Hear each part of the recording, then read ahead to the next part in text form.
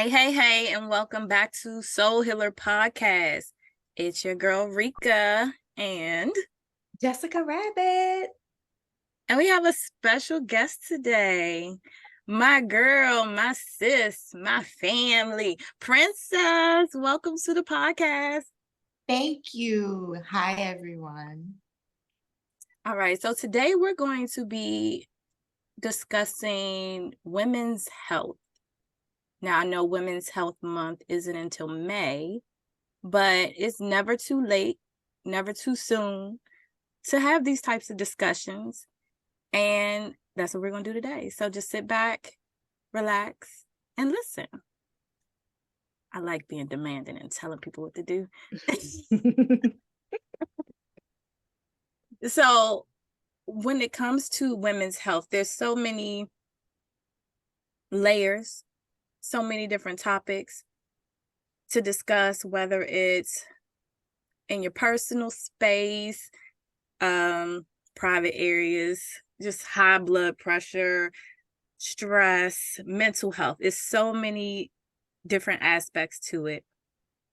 If a lot of you know my story, I started my healing journey because I got sick and was later diagnosed with fibromyalgia, which it just seemed like my nervous system was all over the place. Body aches, headaches sometimes. I thought I had a fragrance allergy. Went to the ENT doctors, just different things were going on at the same time. And then once I got that diagnosis, it helped me to go a little deeper within to figure out what my body was trying to tell me. I didn't want to take that diagnosis, and I ended up writing a book about it, how I said, F you to fibromyalgia. And I just talked a little bit about my journey of me wanting to not be on medicine for the rest of my life or in pain. And luckily for me, I was able to be weaned off of the medicine and pain-free for over 3-4 years now. So I'm grateful for that. But sometimes people don't know which way to go, or they may not feel like they have hope and they have to stick to a certain routine or tradition. Not tradition, but routine or whatever the doctor tells them to do.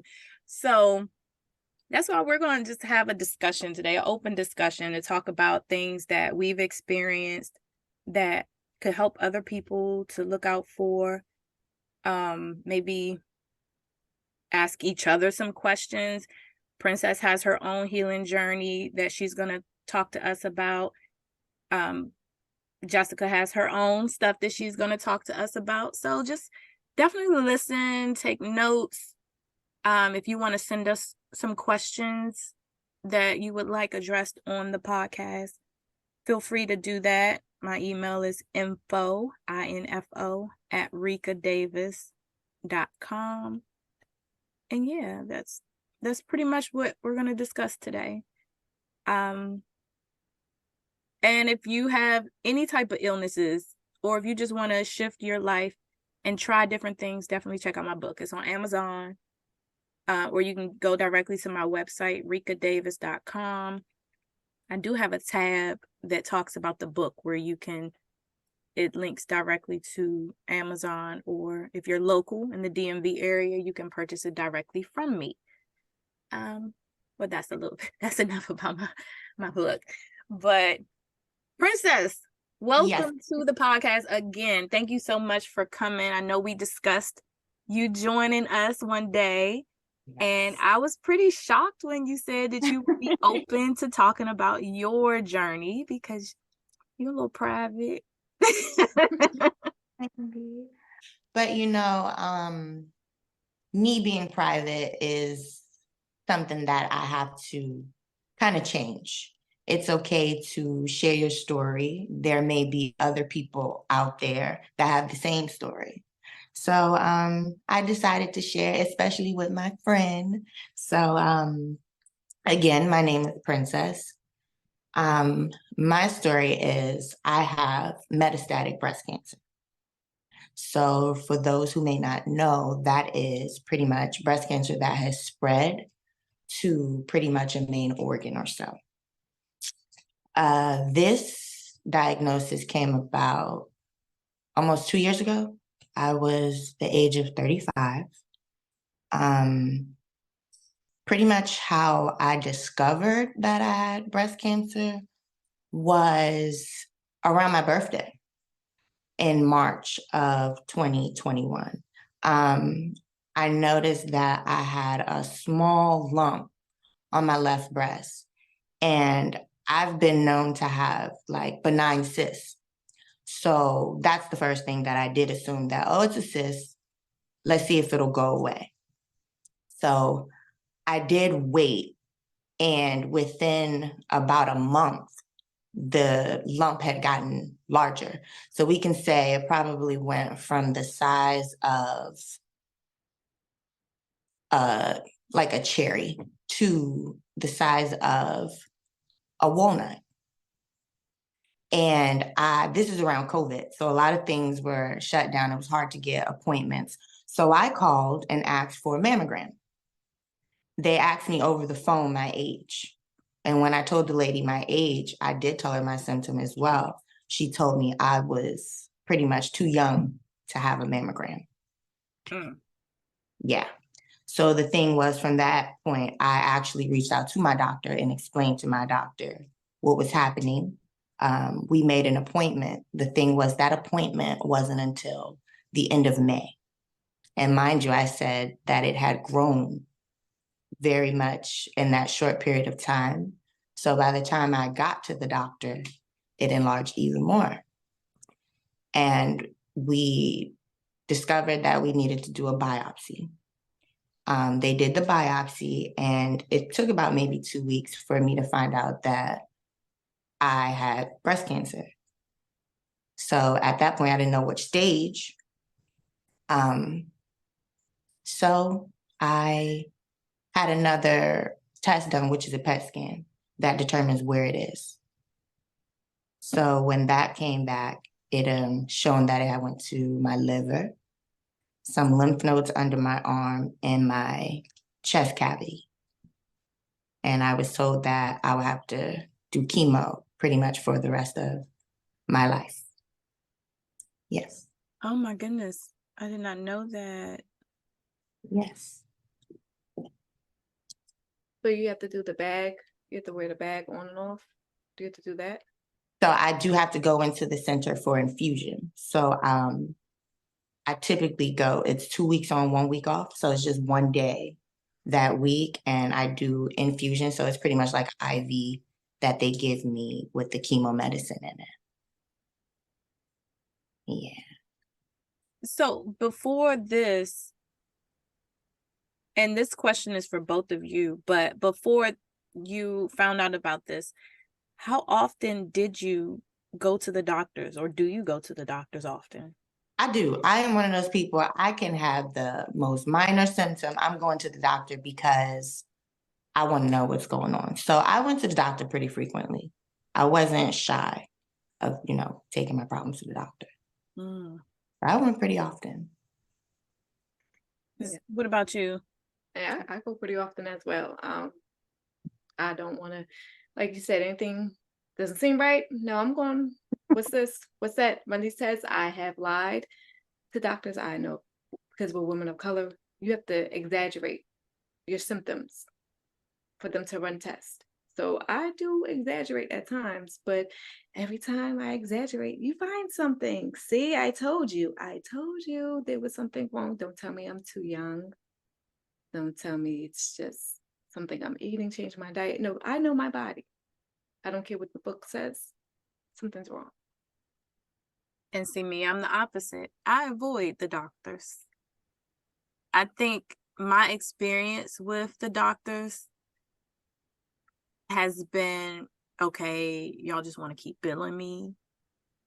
I try to tell you what's going on with me, and you tell me something different, and then I may wait a little bit, or I'd be like, okay, let me try to see if I can work on my own body, or let me just see if I can release things mentally or emotionally. So I try to go around in those different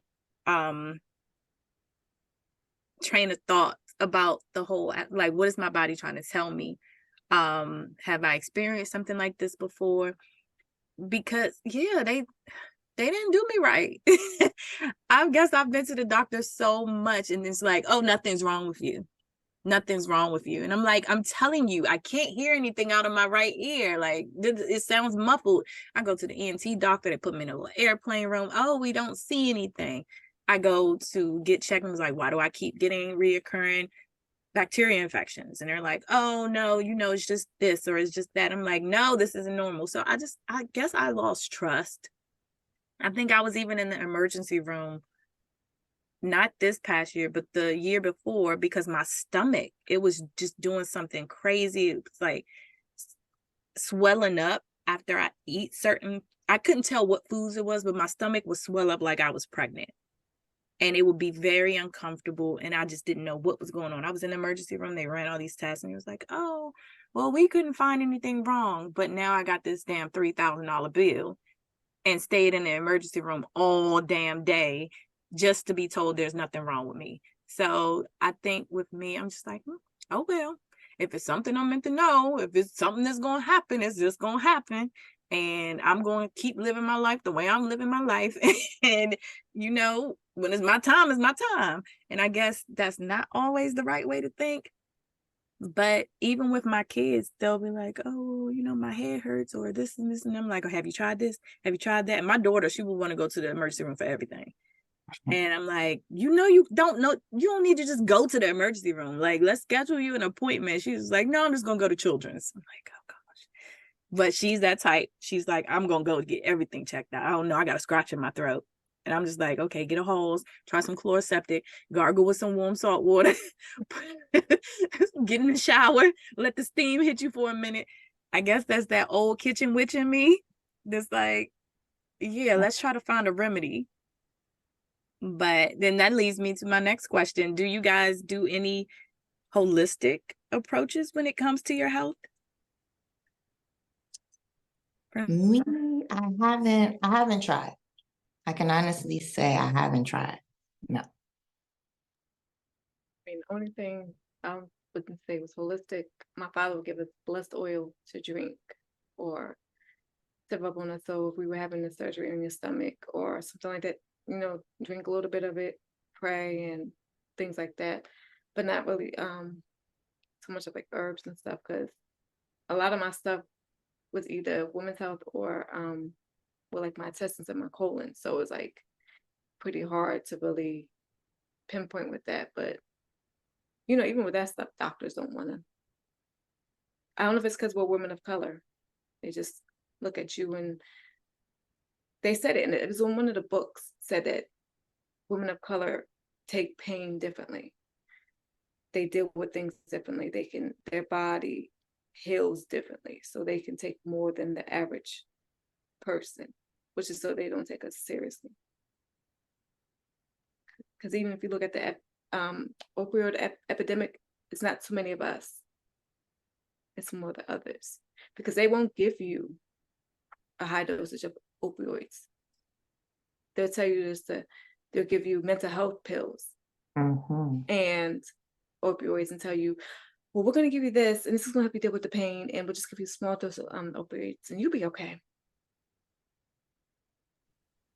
So when you said you were dealing with different issues with like the intestines and stuff, what type of health issues came up for you?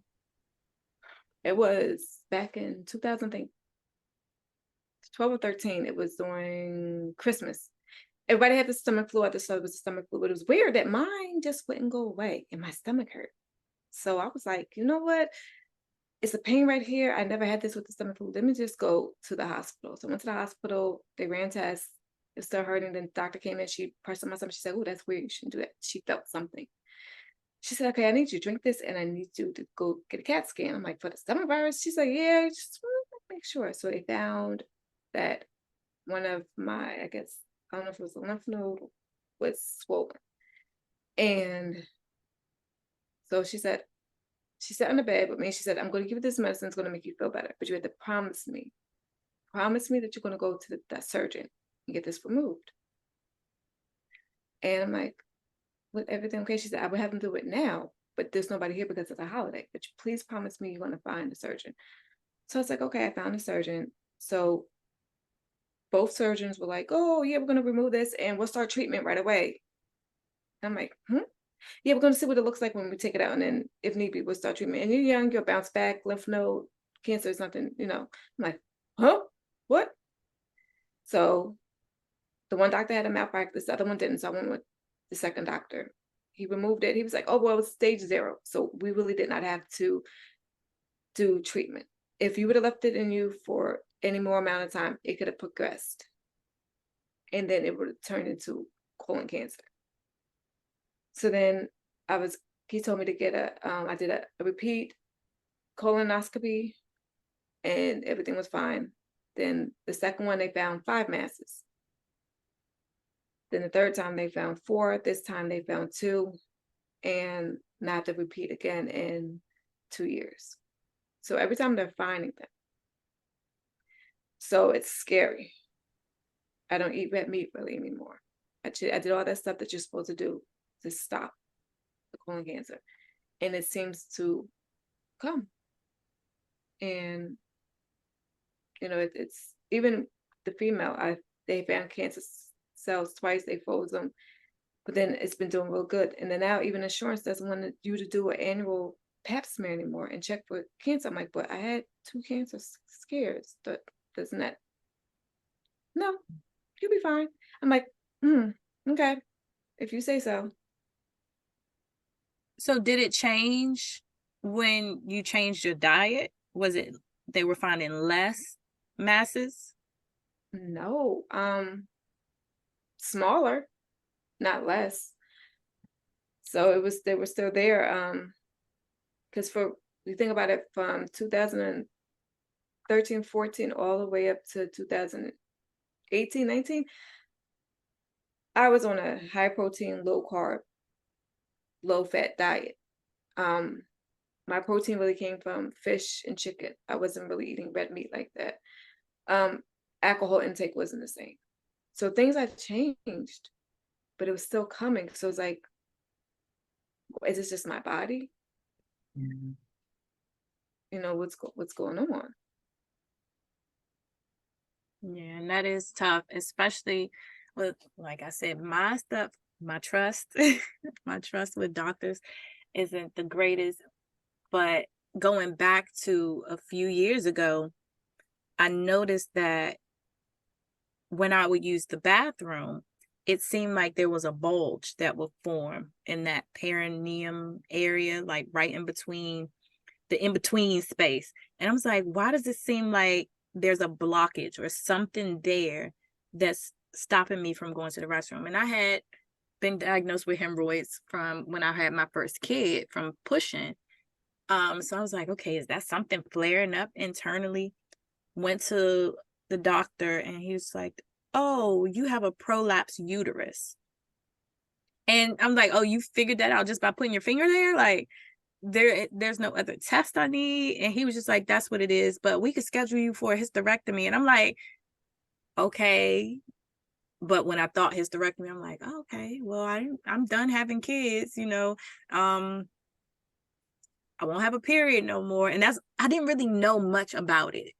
All I knew was no more period, no more kids. I don't have to take birth control the rest of my life. So I'm like, sure, sign me up. But I still had that problem after the fact, where I'm like, okay, is it not like I don't have a uterus anymore. So what is it? What's causing it? But I'm like, I jumped so fast because I trusted the doctor to, give me the right information to get a hysterectomy, but I didn't think about the hormones or the early what do you call it, menopause. Girl, them hot flashes, oof, they are real. I'm like, it's hot, it's cold, it's hot, it's cold. Oh my gosh. My mother called them early summers, or what does she call it, personal summers, or somebody said that. I can't remember who. I thought it was my mother. But I'm like, okay, so it still persists after.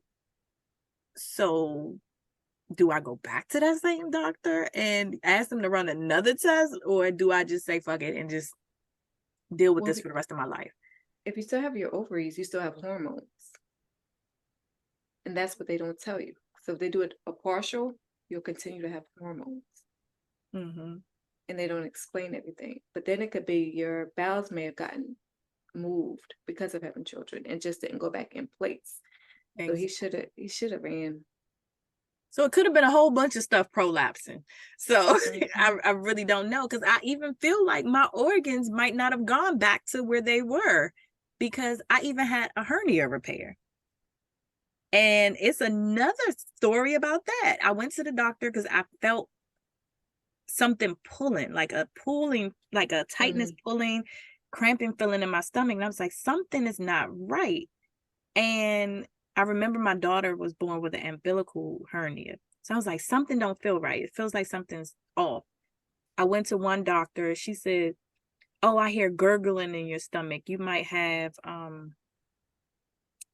what's the, what is it called when you eat food? Oh, GERD, Not GERD, but Acid the reflux. reflex. Yeah. no, oh my gosh, I can't think of it. But it was something you get when you eat bad, like food that's bad or has some kind of bacteria in it. Like fermented. Gosh, no, y'all. I'm sorry, I can't think of it right now. But she told me something totally different, and I was like, that shouldn't have this pulling feeling in my stomach. It feels like I was probably lifting a fucking. I'm sorry, my washer and dryer, trying to push it or something, and I felt like I pulled something or was cutting the grass. I was doing something I probably shouldn't have been doing, but it definitely felt like something ripped.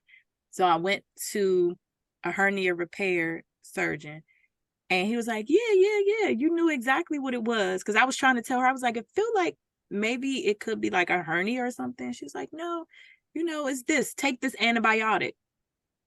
That antibiotic ain't do nothing. And so when I went to the surgeon, he was like, yeah, this is what it is. And in the back of my mind, I'm like, what if he just told me that?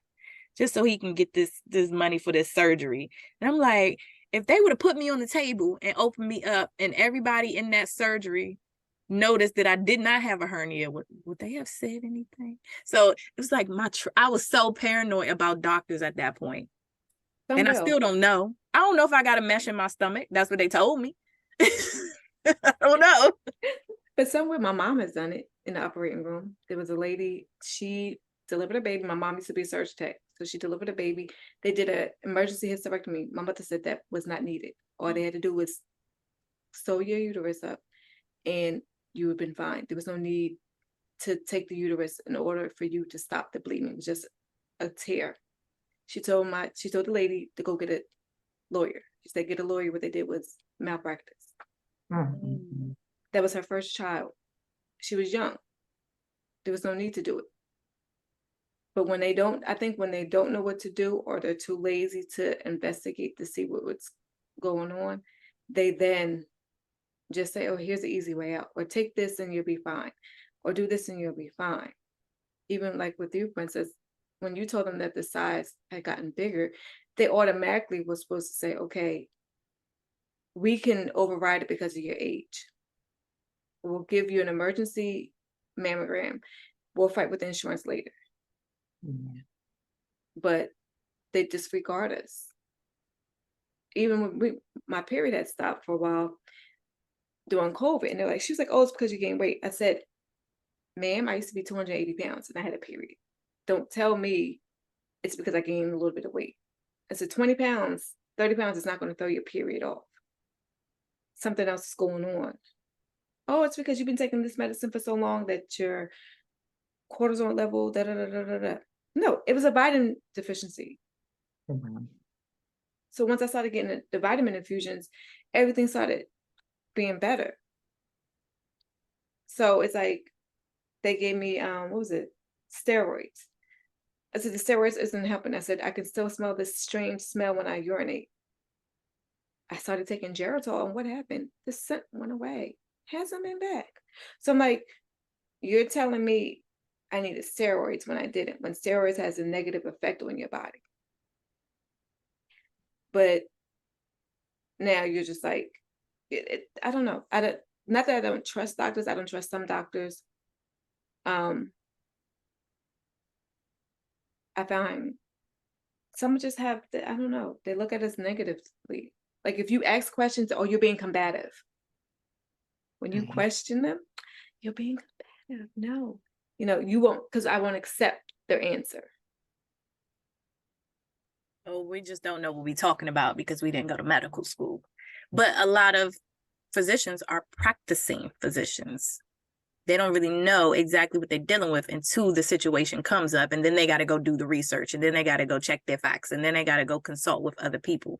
So it's like, no offense to the doctors out there, because, not everybody's like that. So I don't want people listening to think that I'm just about pro doctors, whatever the saying is, but not all of y'all.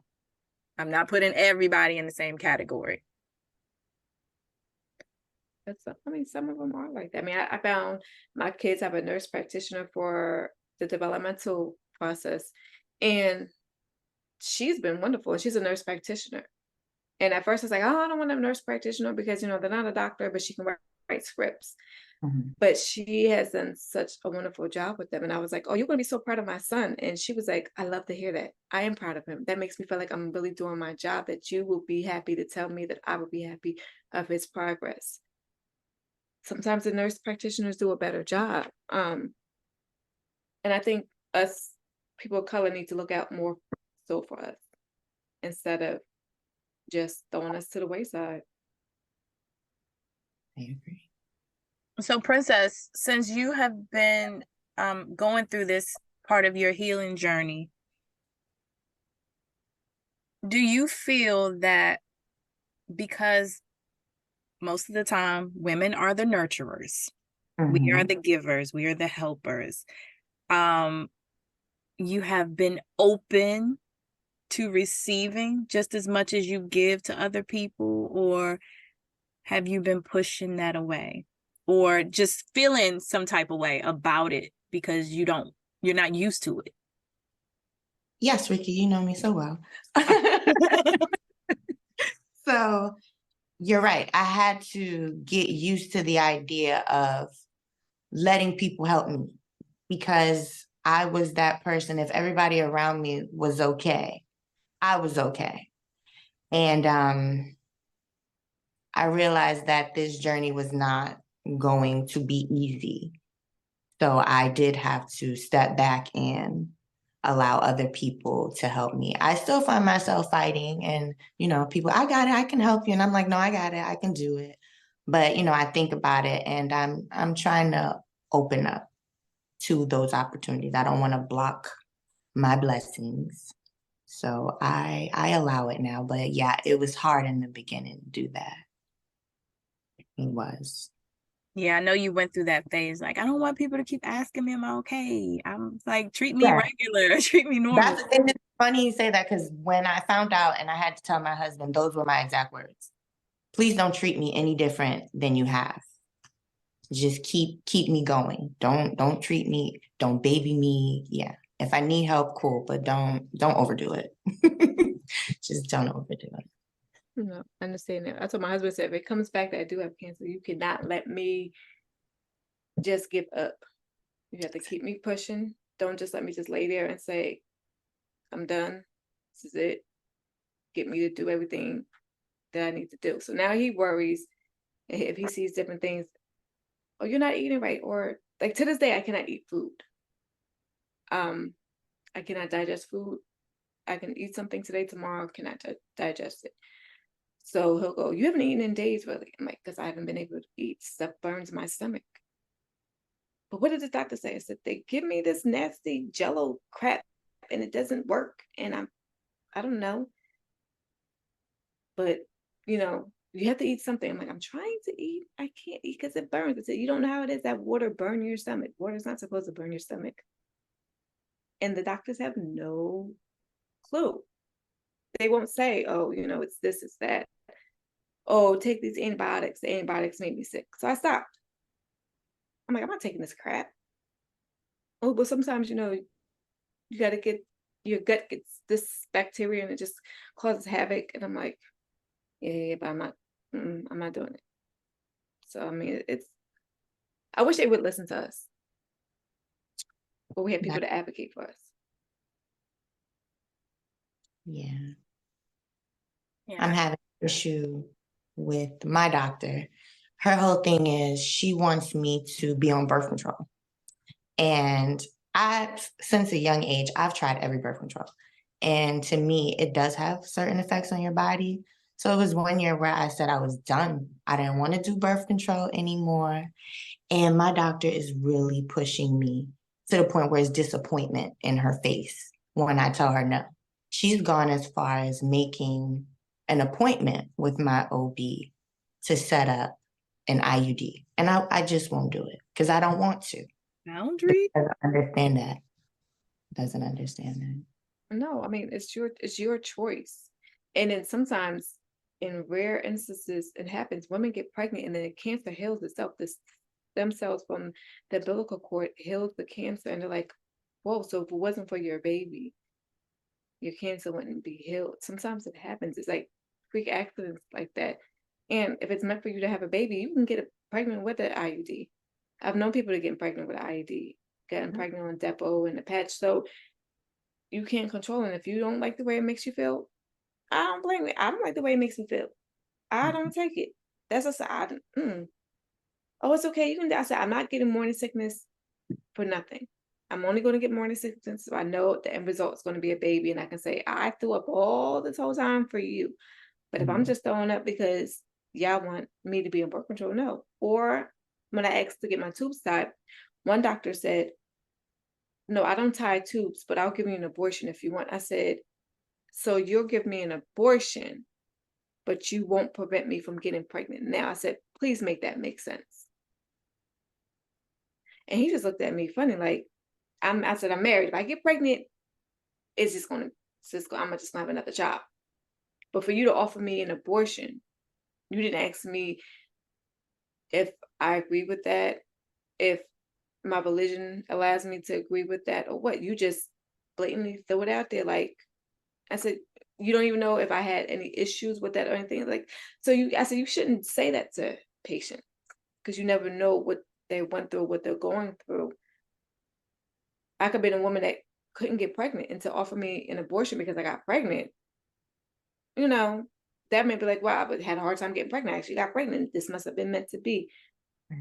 But I mean, yeah, some doctors are very insensitive. Yeah, they can be. They sure Or, can. no, they can. My grandmother had stage 4 colon cancer. She was getting treatments like every week, and then the week that she had it on, she would have to wear the pack over the weekend, where her oncologist gave her double the amount of medicine. And when she came back on Monday, she said, "How are you still here? You got the wrong amount of medicine. You're supposed to be dead. I don't understand why you're still here." What? What? And my mom, I said, "You need to find her another doctor." I found her one. I said, "You don't know what she's been doing to her. I don't know if she's been trying to kill her or what." And my grandmother never had the same issues that she had at the other doctor. And I said, "This is horrible." That she would say that, like, why would you even say that to your patient? Why are you still here? You were supposed to die. You got double the amount. So you knew what you did, and you did not say, "Hold up, something's wrong. Let me switch your pack out." You just wanted to see if she was going to die. Mm-mm. And I'm like, this is, and I said, "And I'm supposed to trust you with her care?" And supposed to say, "Oh yeah, I know that you're going to give her the right amount." What makes me think next time you're going to give her too little? Exactly. That was very dangerous. That's scary. Because it's like, Very. how would you know? And then what if that person was like, oh shoot, we gave her the wrong thing and just never said anything. I feel like a And lot of she's them do feeling some that. type of way. Yeah, they cover up for one another. Sometimes, not, like you said, not saying everybody's like that, but Yeah. Now, Princess, before the time you felt it, did you feel something before? Like, did you have any symptoms or anything that made you, like, what made you check? Well, I typically do a breast exam on myself. So Mhm. I check regularly. But like I said, when I felt it, it wasn't, it was very solid. So a part of me, like I said, wanted to believe, no, this is not that. But then another part of me felt like it was. And like I said, I just kind of tried to monitor it and I knew that it was growing. So deep down inside, I felt that that's exactly what it was. So I had pretty much no symptoms besides the lump itself when it decided to show. And I remember you saying that you thought it was just a cyst. So what made you say, okay, this is not a cyst, it's something more? Because the cyst never grew Mm, and it didn't feel like it's solid. Like this really felt like a golf ball, like hard. Yeah. okay. So that's why I was just like, this, no, this is different. Okay, I understand, because I remember they did a, when you get your annual, they did a breast exam underneath my underarm, and she kept pushing something. She's like, Mhm. and I said, "What's that?" She's like, "Oh, I don't think it's nothing." And which made me say, is it something there that you're not saying? Because she was just fixated on it. Lymph nodes up under your arm. She probably felt something under there, but wasn't too sure. Because that's what they did with me. The first biopsy actually was in the lymph node. No, it was the breast, and then they did the lymph nodes. So they had to go up in my arm. But yeah, for my my checkups when I go, she's always digging under my arm. Yeah, because sometimes they go in there too.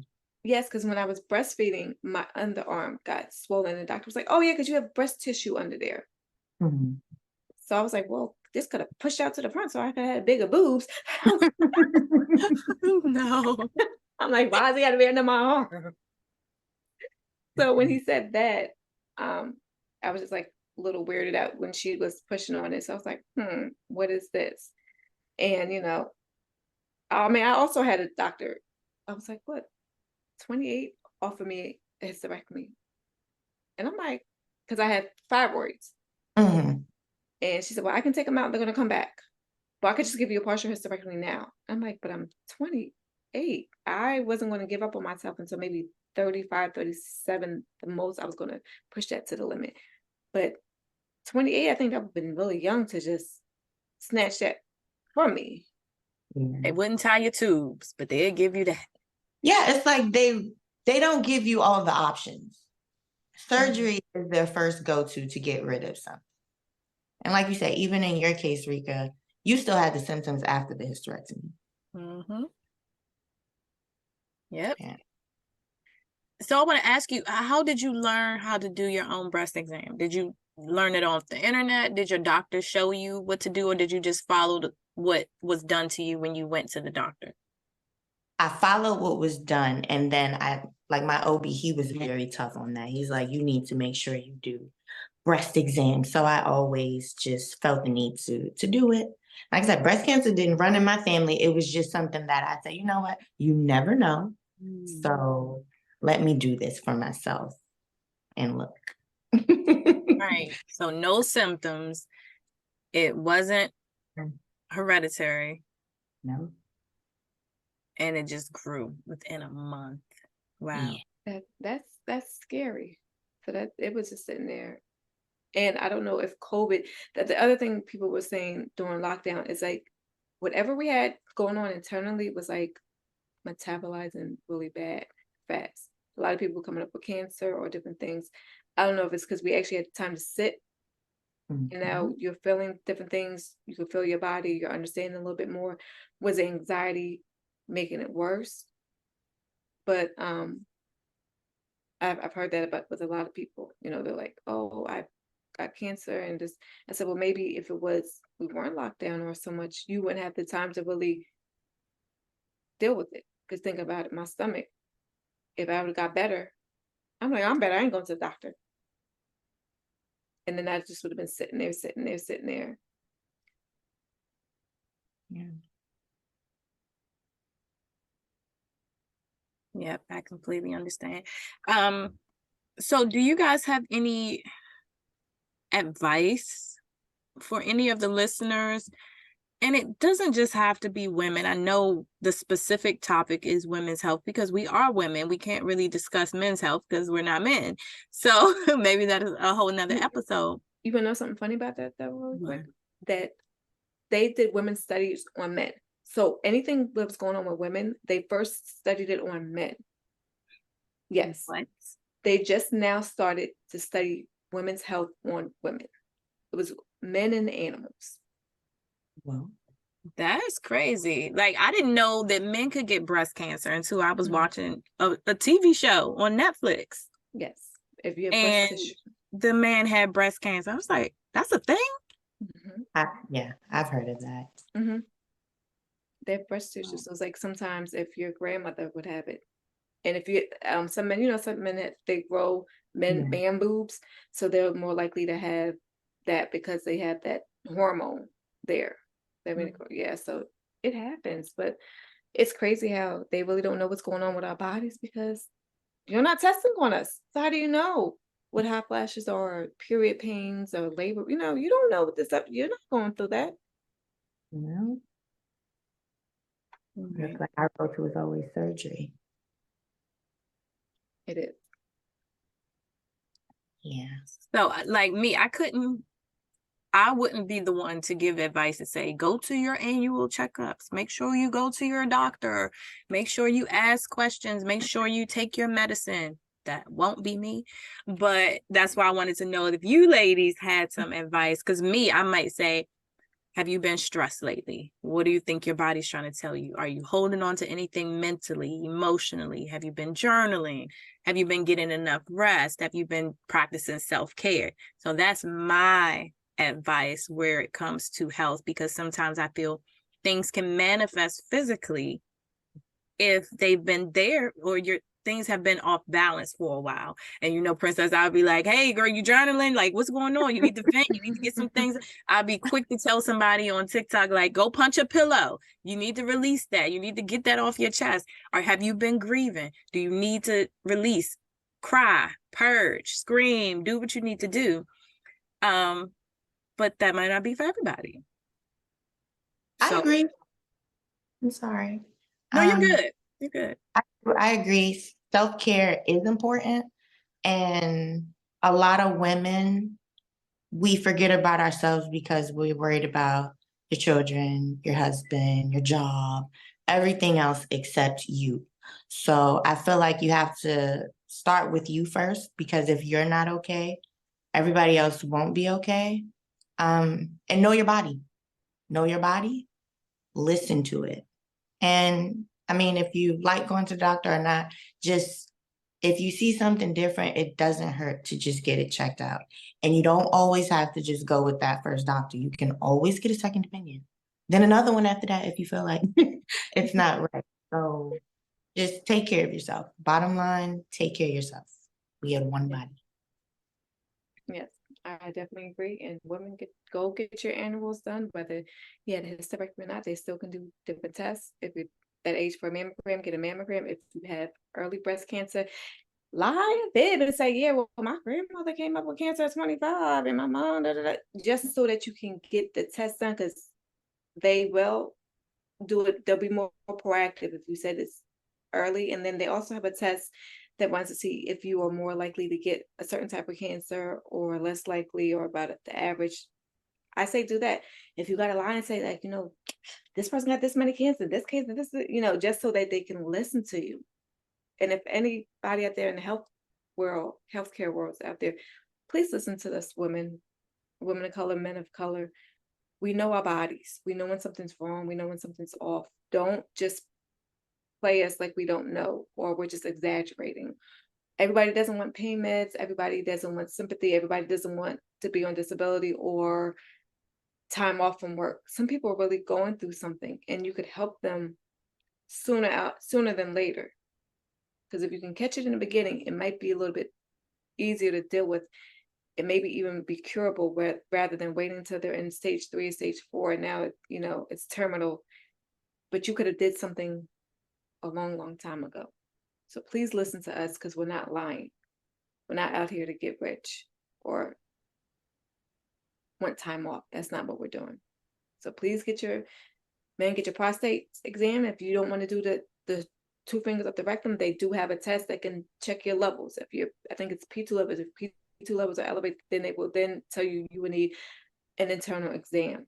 But there are different things to do. Colonoscopies, if there's no history of colon cancer, they have a test where you bring in a stool sample. So you can give them a stool sample. They can check it. If it's irregular, then they'll do a colonoscopy. The new colonoscopy is easier. You can do pills, or the drink. You drink 2 8-ounce things with a glass of water afterwards. That's it. You don't have to do that big jug anymore. So they have gotten better with the test.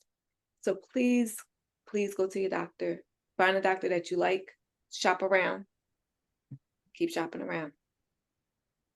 Yeah, and if these are things that you're going through or that causes you some fear or something, just make sure you have your support system with you. Ask someone to go to the doctor with you, just so you won't be alone. Or you never know, you may help that person because they may really need to get something checked out, and then they see you doing it and you're inspiring them and encouraging them to check up on their own health.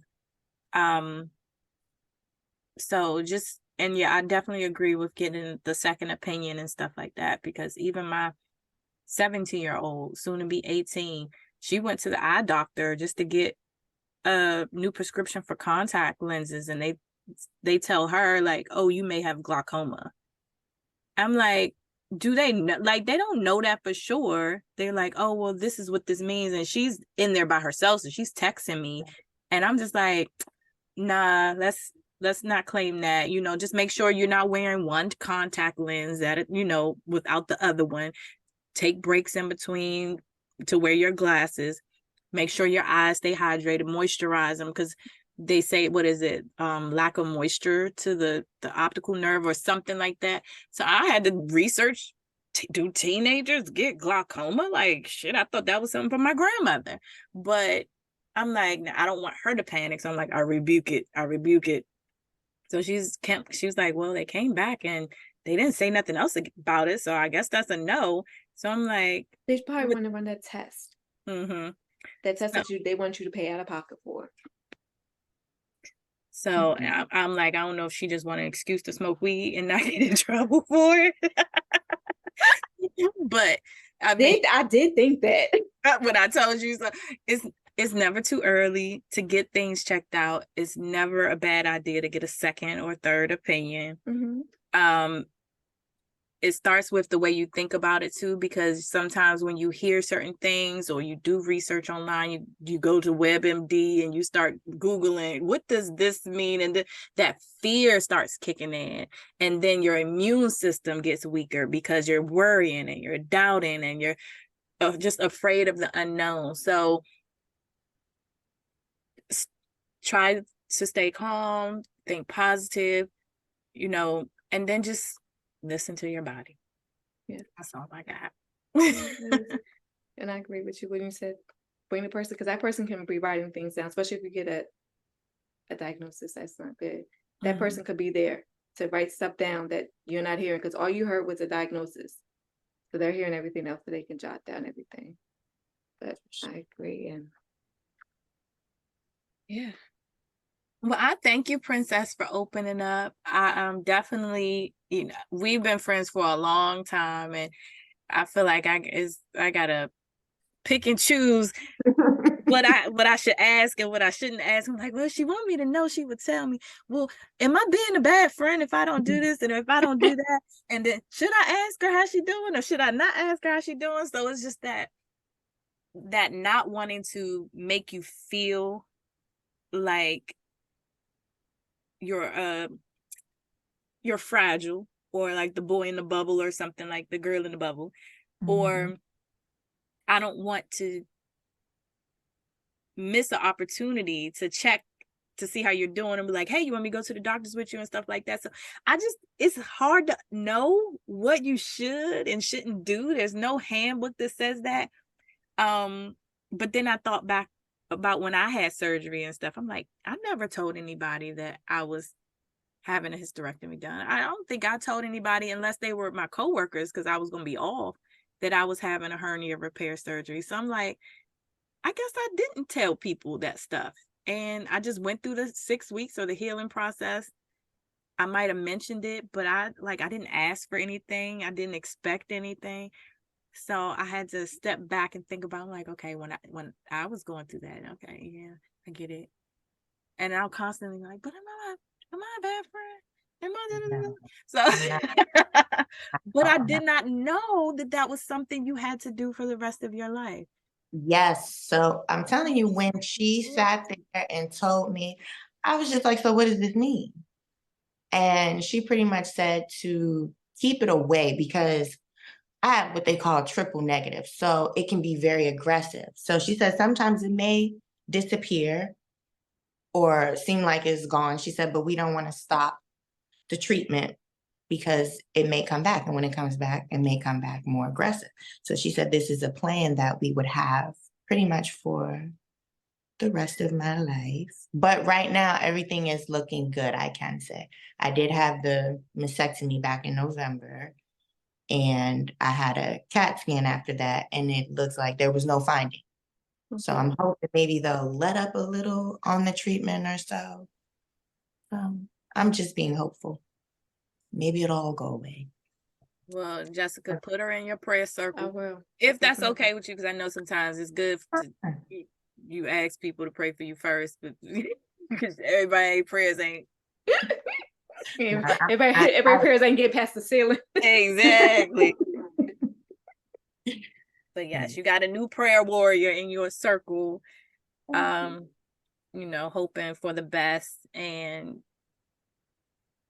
yeah, just sending you lots of love and compassion and hugs.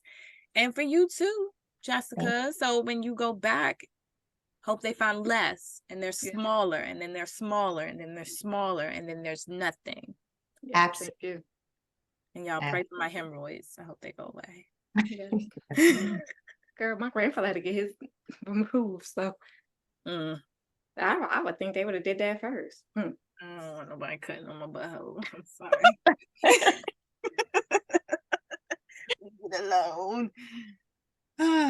All right. Well, that is it for me. Do you ladies have anything else you want to say before we go? I just want to say thank you. Thank you both for having me on this podcast. You're welcome. Hopefully you'll come back. We need to talk about some married stuff because we all been married forever. Yes, some old married ladies. You've been married for how long, Princess? We'll be 14 years, but we've been together for over 20. Can you believe that? I shouldn't Wow. Yeah. So you've been married for like 20. Right. Yeah, you have been. You've been married for 20. That 14 is just the paperwork. That's it. So yeah, we'll definitely bring you back on here so we can have some more conversations where we can they won't be so serious. They could be a little, we never know. You never know what might come up. But we thank you for joining us. This is a conversation that needed to be had. Yes. And that's what we're here for. All of that. And, for everyone listening, do what you need to do. Take care of your bodies.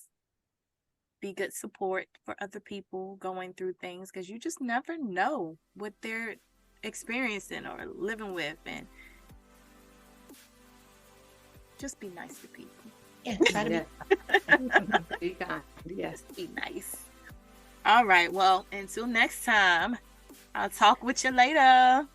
Bye. Bye.